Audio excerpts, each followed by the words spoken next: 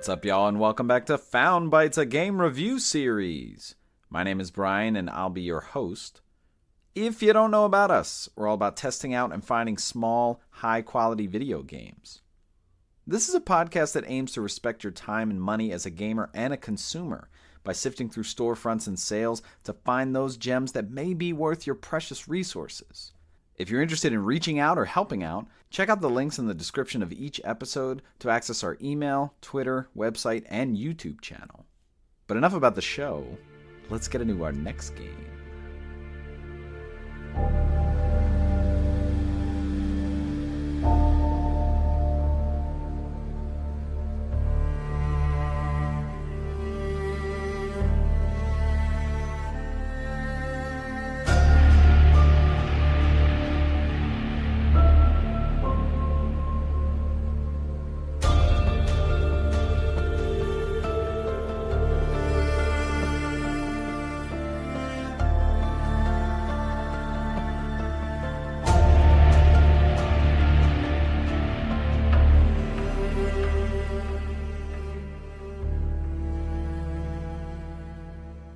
Into the Breach is the game for this week's episode.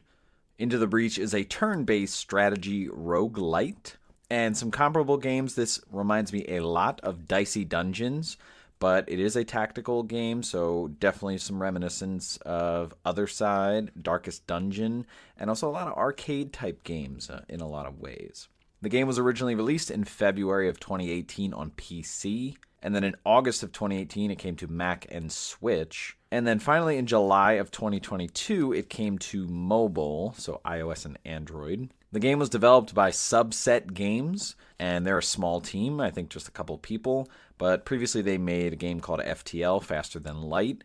A lot of people know about that game. I have not known about that game, but definitely heard good things about this developer. And the game was published by Subset Games, so self-published. Really, really awesome to see that. The mobile versions, however, were published by Netflix. I think you could only access them if you had like a Netflix subscription or something like that. And there was some DLC that was released. It was the Advanced Edition, which is basically the normal edition now, and that was released in July of 2022 with those mobile versions. And it was a free DLC, and it added new squads, new weapons, new enemies, things like that. Always love when small devs send out free DLC. Such a really good love letter to fans there. And the game had a physical release through Fangamer in July of 2022, only on Switch.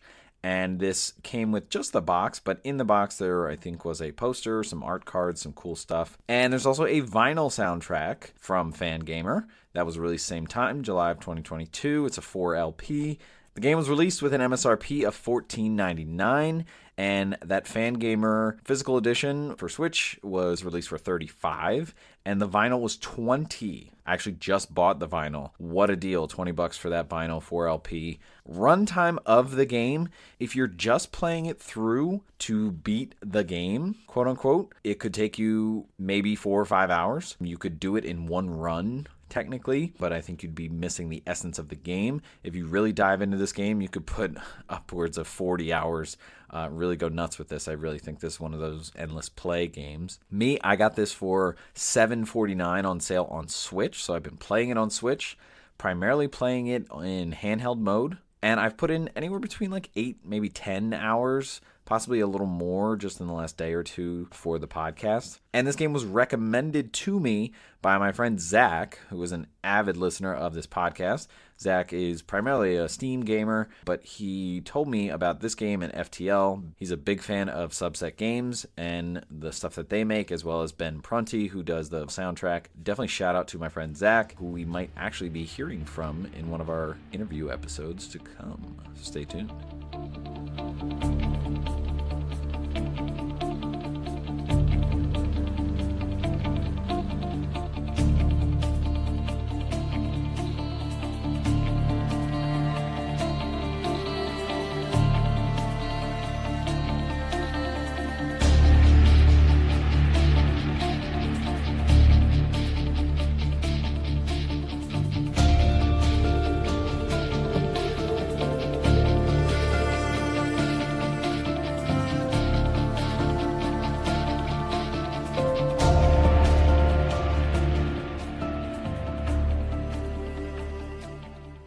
right, let's talk about the gameplay of Into the Breach. Let's unpack this because this is going to be pretty big here. But let's run through the basic structure. So this is a roguelite, essentially. So you're going to be doing runs with your squad, and basically the idea is that you take a squad, you go in, and you're trying to neutralize the enemy threats in 4 different regions, potentially, and then eventually a final stage will pop up after you beat at least 2 of them, and if you beat the final stage, you win the story, or you win the game. But of course, it's a lot more than that, because you've got roguelike elements, you can unlock a lot of different things, different weapons, different squads, and there are reoccurring characters that kind of get brought back. You unlock characters and you can kind of start them in a different run, and then a lot of what you're going to be doing are these tactical strategy levels. So let's start to unpack that, and let's just start with the basic progression or loop as we've been talking about. So the way that you start in the beginning of the game is you're going to get to the main screen and you're going to click new game, and when you go to new game, you're going to be able to select your squad and the difficulty level, and if you want to add in the DLC ads that were recently put into this game.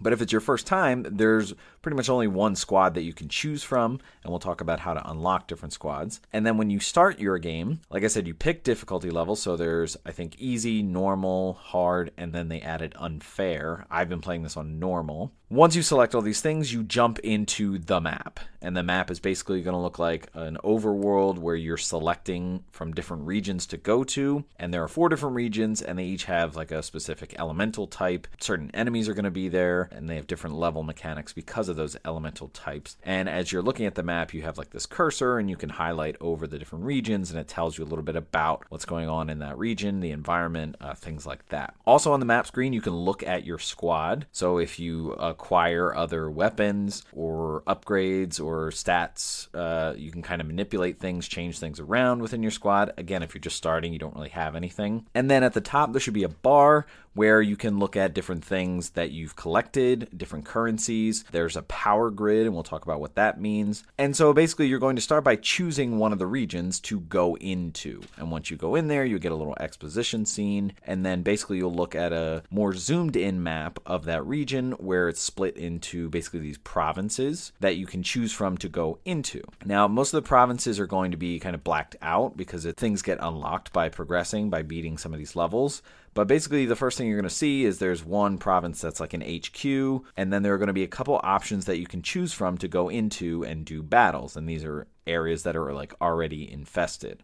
So the ones that are unavailable will become available as you beat certain provinces. Also on the screen, as you're looking at the provinces to go into, you'll see which one of them is going to give you which rewards. So you'll see reward icons like a bolt, a star, a core, and these are linked to the different upgrades you can do to your characters and your mechs, and also the power grid. Again, we'll talk about that in a little bit. Also in each level, it'll tell you what specific objective you can do to obtain the specific awards. And these are primarily bonus objectives. Like when you go into these levels, the main objective is to survive. But if it's like the final boss level of that area or of the game, it's primarily going to be just kill that boss. And so when you choose to go into one of these provinces, that is the start of battle, and it pulls up a grid map. And on this grid map, you're going to see a lot of visual things. It's primarily an 8x8 grid, but you're going to see different terrains, different things like water or mountains or buildings that'll be on the map. And then you'll see enemies kind of appear as you come in and populate in certain spaces. Once you see all of this stuff kind of manifest and the layout of the grid is there, you will be able to place your mechs in sort of a tactical chessboard. Now you'll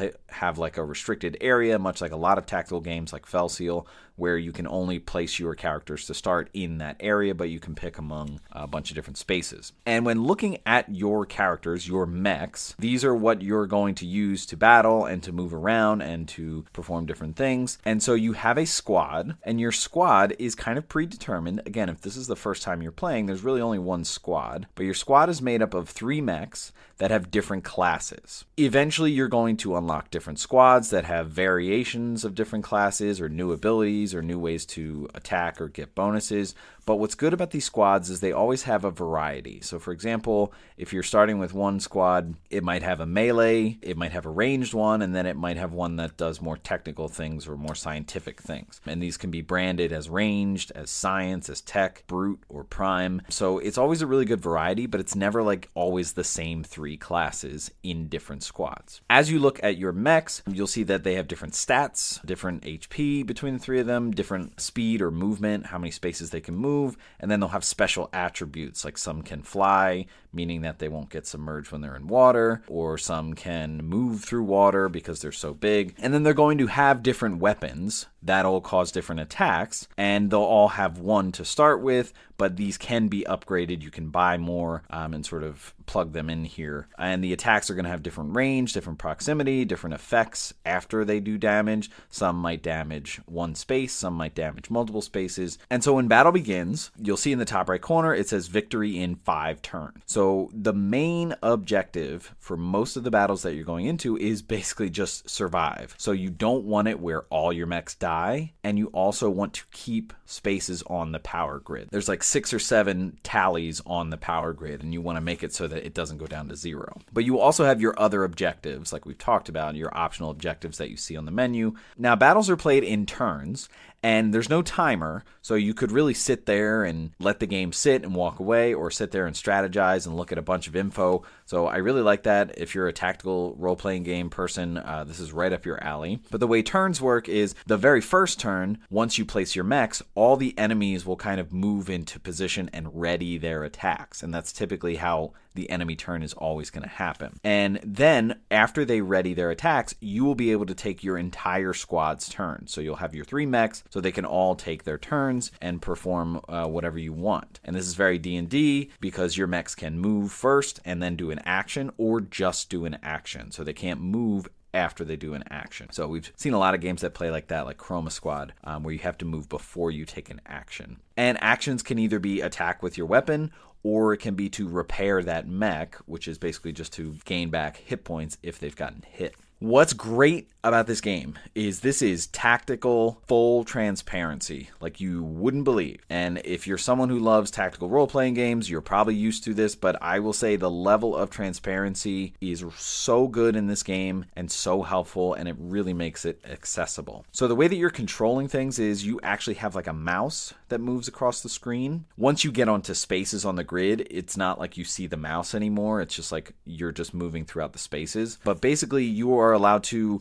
go onto any tile, and it'll give you passive information about like what's on the tile already, whether it's a building, whether it's a mountain, and how you can kind of interact with that or what its deal is. Or you can toggle a button for info, and you can get info on everything. So all of your mechs, if you want to do an attack, hit the attack and then hit info before you actually perform the attack. It'll tell you like how it's doing it or what it's going to affect in terms of tiles. You can put it over enemies and it'll tell you like what they're going to do or like what their hit points are, all kinds of things. And what's really great is passively, there's a lot of visual tells on the map. So like I said, the first turn, the enemies are going to move into position and kind of get ready to attack. What they're going to do is going to be shown on the map. So it's going to show where they're going to attack, what the range is, how many spaces are getting hit, and what the results will be to your mechs if they happen to be attacking them. What else you're going to see is if there are some kind of hazards on the field, like there might be mines or different things where if you highlight the mouse over it, it'll say this will explode if anything ends its turn here. There are also going to be hazards that are incoming, and they might be telegraphed by different spaces on the map, like some levels. If it's some kind of region that has shaky ground, there might be an earthquake coming, and then so you'll see at the beginning of your turn, like these spaces are going to be affected by the earthquake, or these spaces are going to get hit by lightning, or a tidal wave is coming through here. And again, if you highlight the mouse over it, it'll tell you what's going to happen there. You'll also see spaces where new enemies are going to spawn like up from the ground. And so there are a lot of things like that that are going to happen automatically. Some things, like I said, like the mines are going to get triggered if you walk over it or if you end your turn on it, you or an enemy. There's also going to be some environment interaction. So like I said, there are going to be different terrains like mountains or buildings or things like that. If any of these things are attacked, they're going to have specific consequences. So for example, if you attack a mountain, it'll actually like fall apart and you'll be able to walk through it instead of being impeded by it. If there's sand and it happens to get attacked, what'll happen is smoke will come up and any enemy that's in that space can attack. If it's a forest, it'll start to catch on fire, and any enemy that ends its turn there will start to catch on fire and lose hit points. And then you have buildings, which is a major deal because buildings are linked to the power grid. If buildings get attacked, they kind of have different amounts of hit points, and they're shown by numbers and also the number of bolts that you see when you highlight over the building. If a building gets attacked, it can lose some of its bolts. Depending on how many damage an enemy does, it might lose all of its bolts or one bolt, depending on how big the building is. But if a building loses its bolt or multiple bolts, that comes off of the tally of the power grid at the top. So there's only about like 7 spaces. So if you're at 4 and a building is about to get hit by an enemy, you might go down. And you want to keep that power grid up because if that goes all the way down, you lose. There's also something at the top of the screen called grid defense, and it shows you a percentage. And what that means is there's that much of a percentage chance that if an enemy or anything happens to attack a building, it can possibly resist the attack. So most of the time you'll see 15%. There is a small chance that if a building gets attacked, it will resist it and it won't lose any bolts and it'll keep your power grid intact. And obviously you're going to come across enemies. Enemies have a pretty strong variety. Some are ranged, some are melee, some actually only exist to buff other enemies. And some of their attacks might be that they move and attack all in one turn. Some of them might like shoot in a line. Some of them might shoot and explode something on multiple spaces. Some of them might have passive abilities, like they might get next to one of your mechs and like wrap them up in webs so they can't move. So you'd have to like kill that enemy or move it or something like that in order to free your mech. And then some of your mechs can get infected by some of the enemy attacks. So with a lot of this stuff, there is strategy and prioritization. So your number one priority is to keep your team alive and protect the grid. And then kind of secondary, it's like, okay, I also want to do objectives. And we'll talk about why objectives are important. But what's interesting about this game is there are so many specific moves or specific attacks or mechanics that have to do with mechs or enemy attacks or environmental things. Having that info tab and just in general the way the game is set up and how you're introduced to things, it's very easy to adopt anything new into your understanding. And I think that is such a strong thing for a game to have, especially a tactical game that can throw things at you and become extremely overwhelming very quickly. I don't think this game does that. So I'm not going to go through everything that you might see, but let's start with some of the basics. So moving enemies is something that you might want to do, and yes, you do. And you can do this by some of your attack effects. So for example, one of the basic mechs that you'll get in the first squad is a cannon that kind of shoots in a line. And if it hits an enemy, it moves it back a space. And then some of the other squads, you might get something that launches a boulder. And when it lands in a certain space, the spaces to the right and left of it push one space. So there are definitely different ways to move enemies. And so in terms of strategy, you definitely want to do this a lot because you can move enemies and really change the game. If you happen to push an enemy into water, like a water space, if it's not a flying enemy, it will automatically die. And that's something that if you've played tactical role-playing games should not really be anything new to you. Games like Fell Seal, Arbiter's Mark, like you push enemies into the water and it does 999 damage. So same thing here. If you push an enemy into the water, it'll die as long as it doesn't fly. You can push enemies out of the range of an attack. So if their attack is like shooting down one particular column and you just push them one to the right, you might be able to make it so that their attack only hits a mountain or something like that and avoid any kind of damage. And you can also do a lot of synergistic things like push enemies into attacking other enemies. And that is really something that you want to do, get kind of 2 birds with 1 stone there. Another strategy is blocking enemy spawn. So like I said, so some of the spaces will have this sort of graphic that shows that next turn an enemy is going to spawn out of there. And the way that you block enemy spawning is by putting anything on top of a space that is going to spawn an enemy next turn. Now this could be a boulder that you throw and just sits on the space. It could be another enemy, or it could be even one of your own mechs. Now what's interesting about this mechanic is if something is on top of an enemy spawn space, it will delay that enemy spawning that turn, but it will do 1 damage to whatever is above it. So it could be your mechs, it could be an enemy, It could be a boulder, and boulders tend to only have 1 hit point, so they'll kind of fall apart. There are definitely a lot more advanced things, like you'll see time pods that you can end your turn on, and like you'll get special items or you'll find a pilot. You might need to repair if you do damage to your mech, if you're worried that they're going to die that battle. And then some advanced attacks, like you'll get chain attacks, or like I said, attack multiple spaces at once. So all kinds of advanced things that you'll see as the game progresses. Now, we talked about there being bonus objectives. So the main objective is to basically just survive a battle, not let the power grid go down. But your bonus objectives are interesting because they're going to have things like protect this specific building for the battle or kill this many enemies in the battle. And so you also want to try and accomplish some of these, because when you're done the battle, and again, the main way that victory happens is for you to last those 5 turns with some of the power grid left. All you have to do is last the 5 turns. You actually don't have to kill all the enemies on the grid. You can if you want,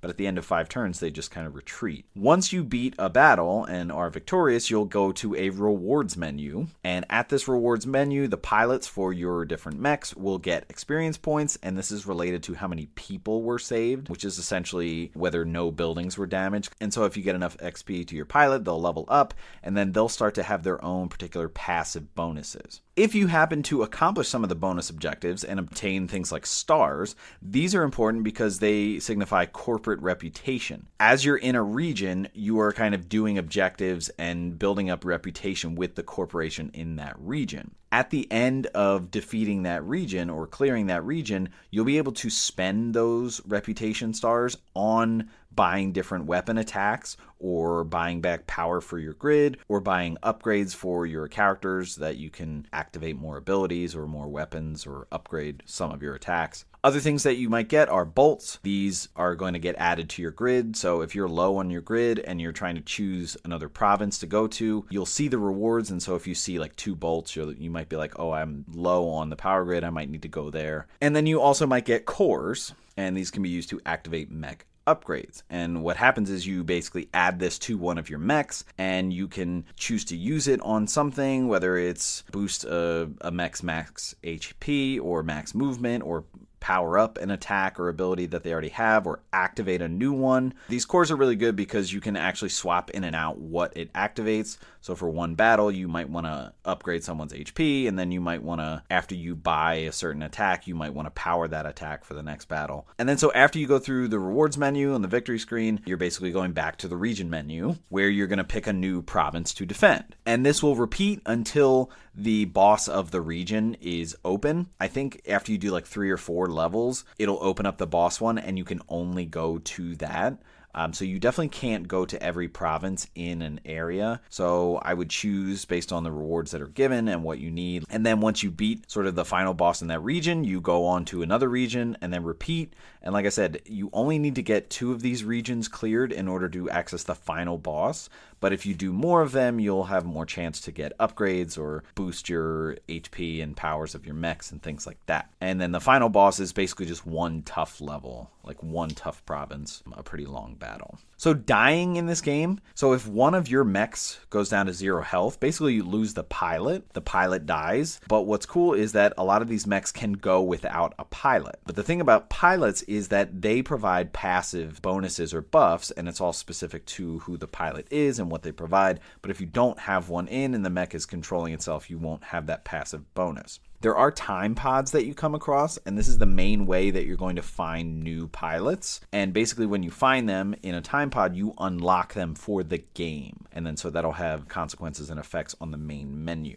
If all of your mechs die or you lose the power grid completely, basically what happens is you have a game over. What's interesting is that you pick one pilot to save and start over with. Okay, and this gets into the themes and the lore of the game. But this is interesting because it's basically the only thing that carries over other than the things that you unlock. But it saves what level that character is on and what bonuses they provide. Unfortunately, there is a max level for the character, so it's not like you can just keep using the same character. I mean, you could, but there is a maximum that they level off at. And so basically what happens is you start the game all over again, and you bring back that pilot that you saved from your last mission. You can start again. You can choose a new pilot if you unlock someone with a time pod, but basically this is kind of the rinse and repeat, the roguelite aspect of the game. Now, what makes this game really great is that there are achievements in this game, similar to games that would list their achievements in the menu that are also like their trophies or their Xbox achievements or Steam achievements and whatnot. And so these achievements are basically you're getting awarded for accomplishing tasks in your run. And these are listed on the main menu. And so these are things like beat the game after clearing 2 regions, or beat the game after clearing 3 regions or 4 regions, or beat the game in easy mode or hard mode. A lot of trophy-like tasks. So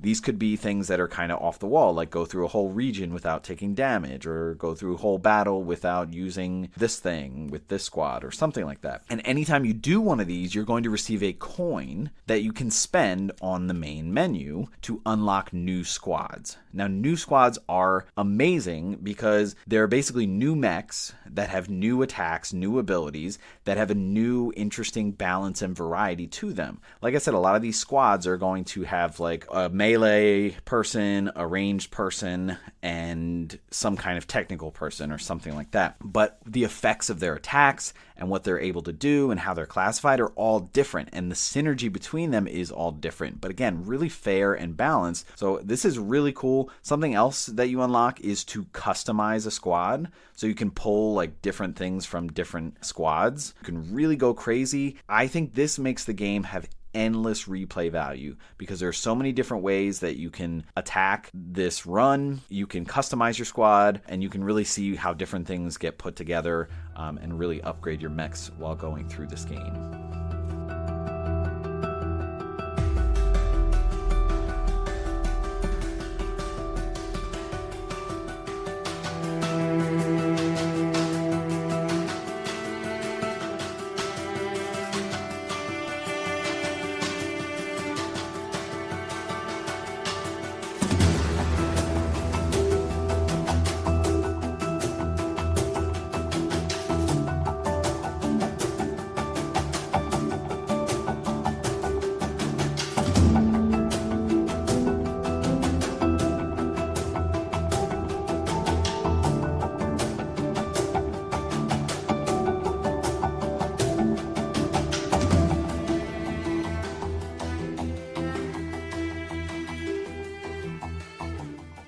Alright, let's talk about the vibe of this game. And let's start with the visuals. So this is primarily pixelated, but it's really a dark, gritty pixelation that you see most of the time. Like your mechs are made of metal. There's a lot of artillery-like structures that you see. The sprites that you see, they're very simple and effective, the sprites. You will see the busts or the facial outlines of your pilots, kind of like in Star Fox, like whenever they're talking or, whenever you're looking at the character to make a move or an attack, which is like a nice still animation that's pretty detailed. With that dark grittiness, like the metallic artillery coloration, there's a lot of contrasting color pop, especially with enemies and their coloration. Like some of them are really bright purple or green or pink in some of their spots. And also the elemental environments are really nice and detailed, like the snowy environment or the desert environment or the greenery. Like you can really see those colors and sort of those textures coming through even in the grid-based map. And something that's really good is the map and the grid indicators, like where your cursor is. Like there's outline in yellow or pink, depending on what space you're trying to highlight or do an attack on, or when you're trying to see how far you can move a character, like the highlight of the spaces or the grid that they can walk on. It's really impressive how a lot of these things overlap and communicate. Looking at your movement, like it's obvious when you've clicked on a character and you're seeing how far they can move just by how the colors blend with the map or kind of raise up above. And in general, the menus and the info, it's so helpful. It's really simple in terms of like the words, like it might highlight key words, but a lot of it is short phrases that pop up. And if you're looking at one of your mechs and the move that they can do, if you hit the info button when you're trying to do that attack, it'll show like a small video of the mech doing the attack and like where the trajectory goes, what it does to an enemy. It's really detailed. I feel like it is so intentionally efficient for how it displays things. Very straight and to the point. This is the info you need.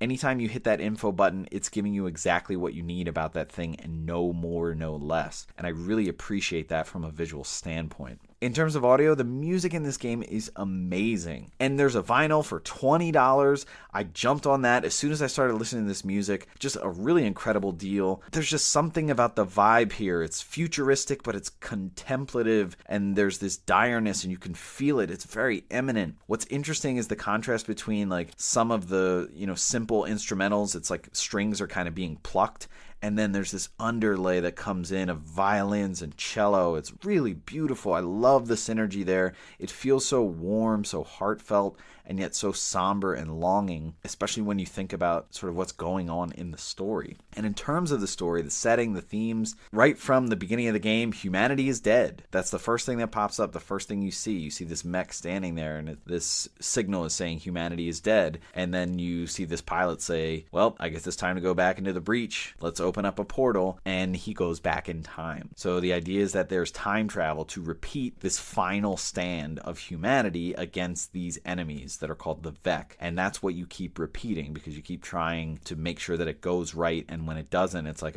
we got to try it again. So it's almost like a simulation, but it's a time travel thing. It's really interesting, really cool. And so the different regions are actually like corporations, and when you get sort of that scene in the beginning, it's like a CEO kind of telling you in terms of exposition what's going on and what they need you to do. And then you have some small things that come across, like the time pods that'll shoot into a grid that you have to pick up, and they'll have pilots that are in from past tries. It's just really interesting, especially with the state of humanity at this point. Like, you've got really advanced technology with these mechs, all the different things that they can do, and the enemies are like these giant bug-like creatures. It's just such an odd reality of the future of what went wrong with humanity or how these things came about. And I know it's a bit of a common time travel story, like it certainly reminds of a lot of different movies at that time, but I think the simplicity of the scope works really well. Like, we're just focusing on that last stand. It's not like we're going back hundreds of years and trying to figure out what caused this. It's just like you're kind of in this day after tomorrow, like repeating cycle, and it just focuses on that, and I really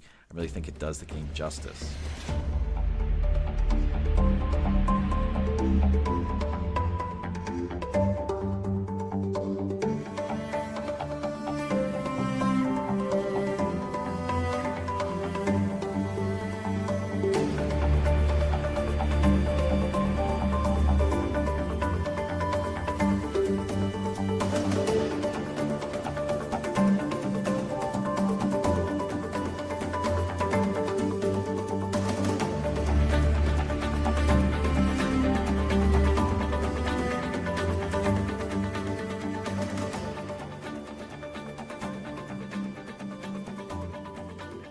All right, let's wrap up the conversation about Into the Breach. This is such an amazing game. It's so full. It's so endless. There is insane replay value with this game. All the different ways that you can combine, customize your squads, unlock different squads, check out different abilities and weapons, and tie them to different mechs, and unlock different pilots and the passive bonuses and try to level them up. Really interesting. I love the variety in this game. I love the different ways you can strategize, the different challenges you can put up to yourself. Like, it definitely has an unfair mode now. I don't know why anyone would do that. I feel like you're just asking for punishment. I think this game was a nice challenge on normal and made me feel accomplished as I was going through. And I just love the customization, how you can customize the way you want to play. I think it makes it so accessible. And on the topic of accessibility, this game is so transparent visually, with the menus, with the information. It is so helpful, yet so artfully efficient with how it helps you. I feel like the way it displays things, how it gives you information, it makes it so that when something new is introduced to you, you're ready for it. Even though you haven't seen it before, it fits right into the mechanics, and it just makes another way that you can strategize your turn. In terms of value, $15 MSRP for this game, that's insane. The value here is insane. We've talked about a lot of games with an MSRP of 15. Compared to this, the value is just not the same. This has so much packed into it. It's such a great value at 15. And I got this for $7.49. That's robbery. That is absolute robbery. And I know this game is only on Steam and Switch, and that's going to hurt a lot of Xbox and PlayStation listeners. But I really like this game, especially on the Switch. I feel like in handheld mode, I think it works really great with the touchscreen. and moving the joystick over the grid, I don't know if it would feel more cumbersome if we played it docked, so I didn't try that, but I really think this works well on handheld. Such an incredible game. Shout out to my friend Zach for recommending this game. Big fan of this studio he is, and I can't thank him enough, and hopefully we'll get to talk to him soon. But incredible game. I highly recommend it. Alright, that's going to wrap it up for this episode. Stay tuned for our next episode to see what new game we found for you.